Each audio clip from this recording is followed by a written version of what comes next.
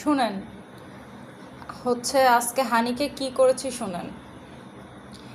Shampoo করতে নিয়ে গিয়েছি, তো শ্যাম্পু শেষ হয়ে যাওয়ার পর তাকে আমি সাবান দিয়ে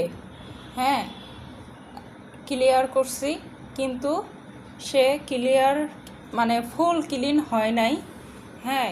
ইতিমধ্যে আমি বাড়িতে এসে দেখছি সে, এই যে দেখেন এইসব জায়গা, এই যে কিভাবে আবার কালি মেখে চলে আসছে, দেখেন কালি মেখে চলে আসছে। তো এই ছেলেকে নিয়ে আমি কি করব বলেন?